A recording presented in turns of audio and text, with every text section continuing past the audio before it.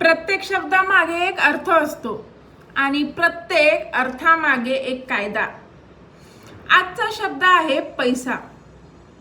पण खरंच पैसा म्हणजे फक्त पैसा असतो का? आज मी तुम्हाला एक विचित्र प्रश्न विचारणार आहे.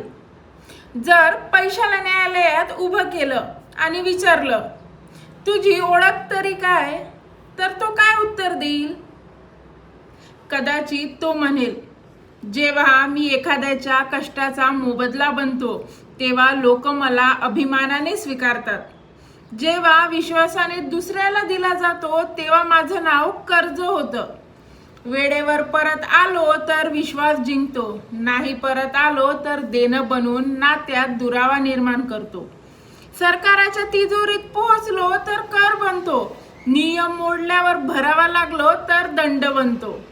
आई वडिलांनी किंवा आजी आजोबांनी पुढच्या पिढीसाठी मला जपलं तर मी वारसा बनतो. न्यायालयाने एखाद्याच्या तात्पुरत्या सुटकेसाठी मला स्वीकारलं तर मी जामीन बनतो.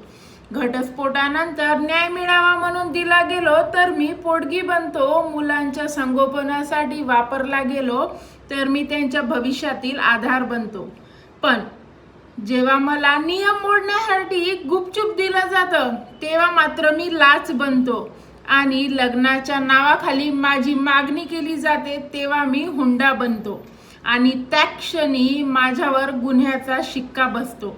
म्हणून लक्षात ठेवा, पैसा कधीच चांगला किंवा वाईट नसतो. त्याचा उपयोग त्याची ओळख ठरवतो आणि त्याची ओळख त्याच्यावर लागू होणारा कायदा ठरवते.